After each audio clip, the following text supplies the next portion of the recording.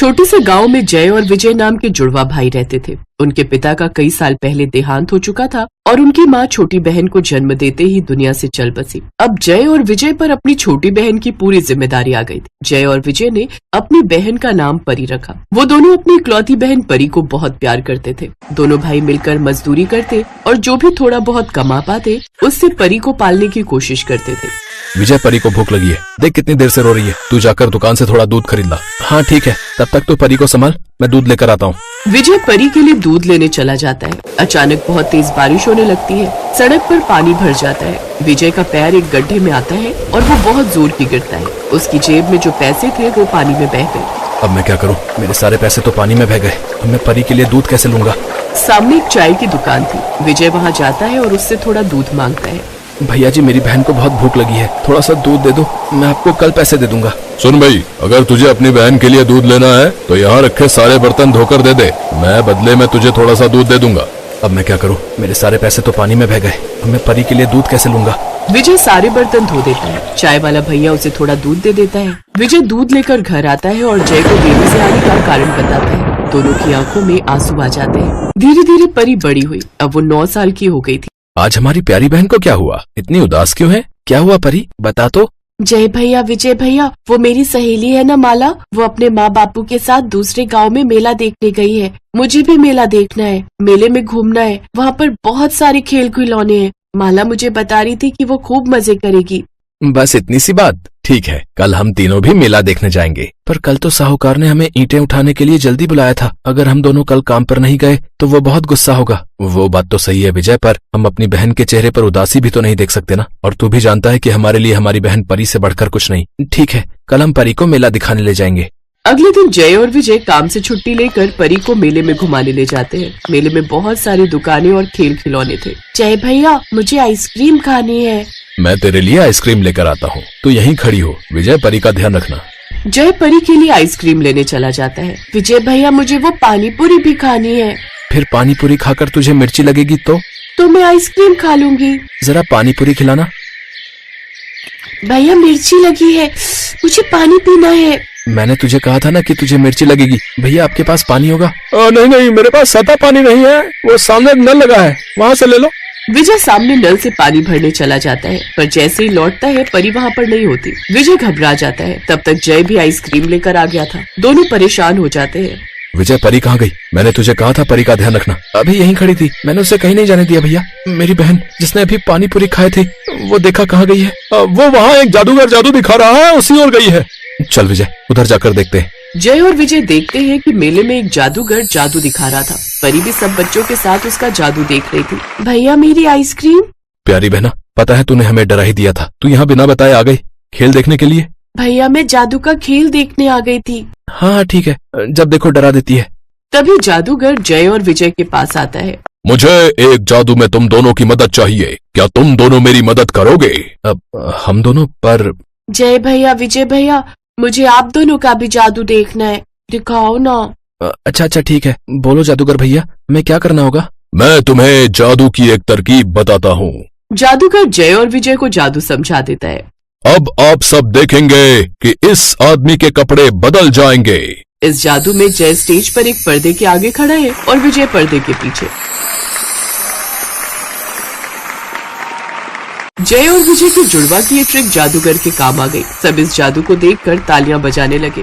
जय और विजय की वजह से उस दिन जादूगर की बहुत कमाई हुई। अगले दिन जब जय और विजय साहूकार के पास काम पर गए तो साहूकार ने उन्हें नौकरी से निकाल दिया। जय और विजय परेशान होकर घर लौटे तो दरवाजे पर वही जादूगर खड़ा था। जादूगर उनके पास काम के लिए आया था। जय और विजय तो पहले ही काम से हट चुके थे, इसलिए उन्होंने जादूगर के साथ काम करने के लिए हाँ कह दी। तुम दोनों जुड़वा हो और तुम्हें इसी बात का फायदा उठाना है। तुम मेरे लिए जादू करोगे और मैं तुम्हें शो दूंगा, पैसा दूंगा। तुम मेरे साथ शहर चलोगे, वहाँ जाकर तुम अपने जादू के शो से पैसे कमाकर अपनी बहन को वो सारी खुशियाँ दे सकते हो जो हर भाई चाहता है। तुम्हारी सारी गरीबी दूर हो जाएगी, तुम अमीर हो जाओगे, तुम्हारी बहन राज करेगी।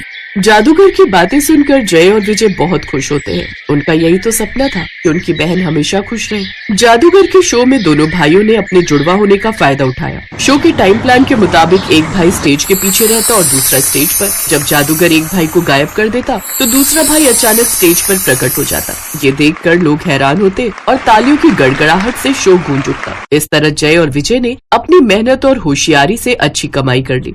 समय बीता और कुछ सालों बाद जय और विजय ने शादी कर ली। परी रवि नाम के एक लड़के से बहुत प्यार करती थी, पर रवि के पिता इस शादी के लिए दहेज मांग रहे थे। परी रवि के बिना नहीं रह सकती थी। मुझे शादी में 50 लाख का दहेज चाहिए, तभी ये शादी हो पाएगी। अपनी बहन की खुशी के लिए जय और विजय पैसे जुटाने के लिए रोजाना शो कर रहे थे। तो पीछे से शो के दौरान जय के हाथ में चोट आ गई, पर उस रात भी उसने शो किया। जय संदूक में बंद हो जाता है। जादूगर बाहर से ताला लगा देता है। तभी परी अपनी भाभीियों के साथ शो में पहुंचती है। अब जादू का समय था। जय को अंदर बंद रहना था और विजय को स्विमिंग पूल से बाहर निकलना था। विजय स्विमिंग पूल से बाहर निकल चुका था।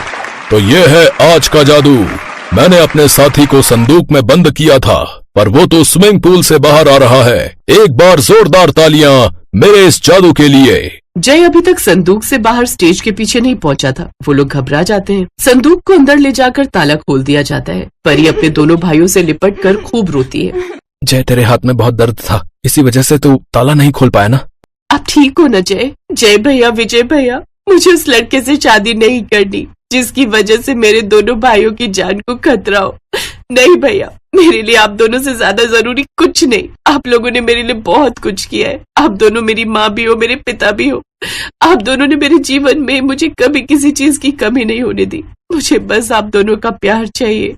मुझे ऐसे घर में शादी ही नहीं करनी जहाँ लालची लोग रहते हो। अब मैं वही शादी करूंगी जहाँ आप दोनों कहोगे, क्योंकि मैं जानती हूँ आप मेरे लिए जो भी फैसला लोगे मुझे मंजूर होगा। मुझे बस अपने दोनों भाई चाहिए और कुछ नहीं। परी अपने दोनों भाइयों के गले लग जाती है। वो जानती थी उसके दोनों भाइयों ने उसके लिए बहुत किया है, इसलिए आज उसने जो भी फैसला लिया वो बिल्कुल सही लिया।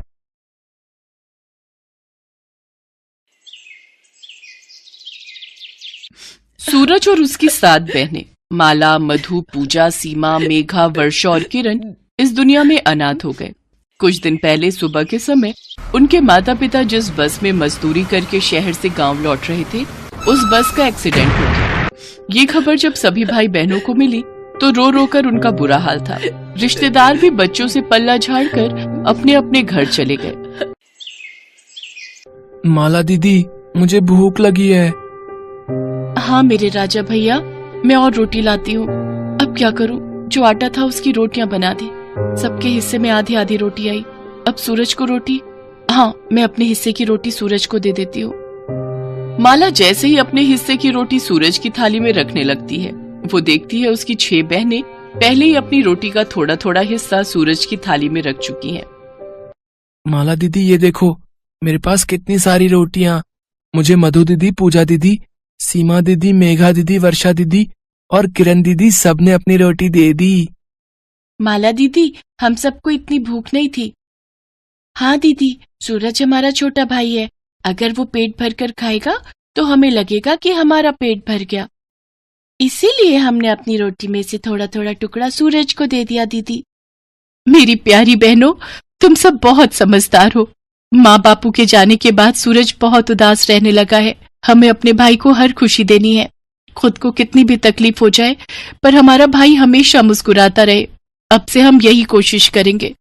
मैंने गांव के जमींदार साहब से बात कर ली है। वो हम सबको अपने खेतों पर काम दे रहे हैं। अब हम सब मिलकर मजदूरी करेंगे और सूरज को पढ़ने के लिए शहर भेजेंगे। फिर सूरज की अच्छी नौकरी लग जाएगी। सब कुछ कितना अच्छा हो जाएगा। हर साल रक्षाबंधन का त्योहार आता। सभी बहनें मिलकर अपने भाई को राखी बांधती, उसकी लंबी आयु की कामना करती। अरे वाह दीदी, ये बैट बॉल तो बहुत अच्छा है। तुम्हें पसंद आया ना? ये देखो, हम सब ने तुम्हारे लिए नया कुर्ता पजामा भी खरीदा है। माला दीदी, हम सब ने लड्डू बना दिए। लड्डू? आज तो मजा ही आ जाएगा। मैं तो हर दिन रक्षाबंधन मनाऊंगा दीदी। आप सब मेरे लिए इतना करती हो। बढ़िया बढ़िया कपड़े, खिलौने, मिठाई। सच में रक्षाबंधन का त्योहार तो मुझे बहुत ही अच्छा लगता है। क्या हुआ दीदी? मैंने आपको कहा था ना हम सब बहनें आज के दिन नहीं रोएंगे।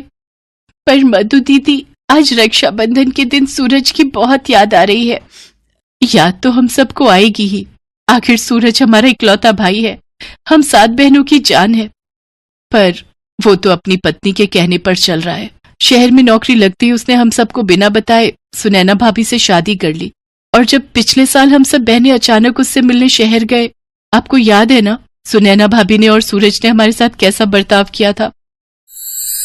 सूरज, तूने शादी कर ली, शहर में घर बसा लिया और हमें बताने की जरूरत भी नहीं समझी। हम सब तेरे आने की राह देख रही थी।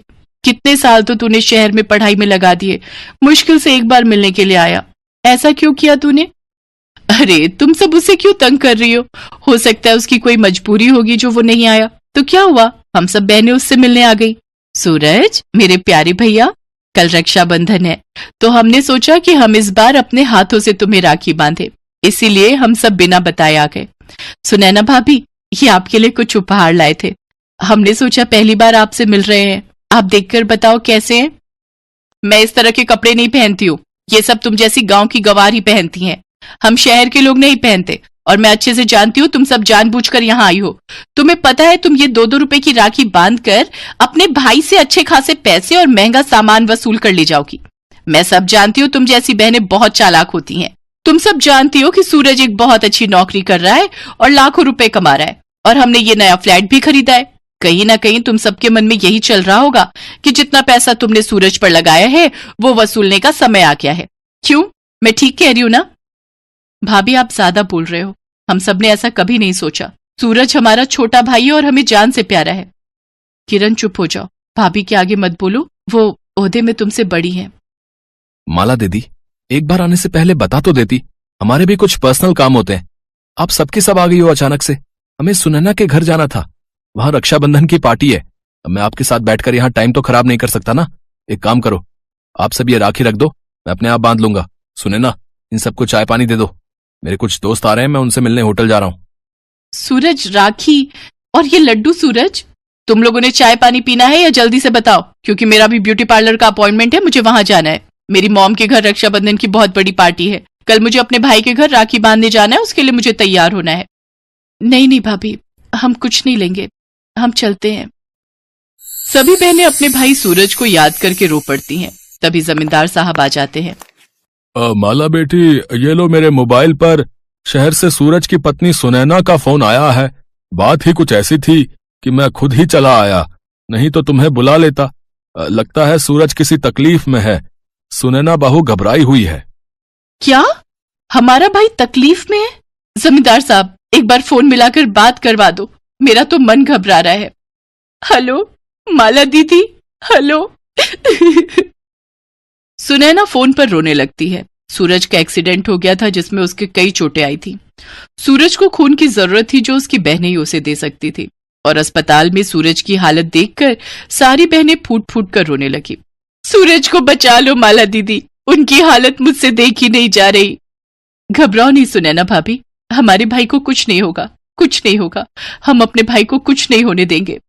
सारी बहनें मिलकर सूरज को अपना खून देती हैं। सूरज को जितना खून चाहिए था उसे अपनी बहनों से मिल जाता है, और भाई बहन के रिश्ते की जीत होती है। सूरज ठीक हो जाता है और अपनी बहनों से माफी मांगता है।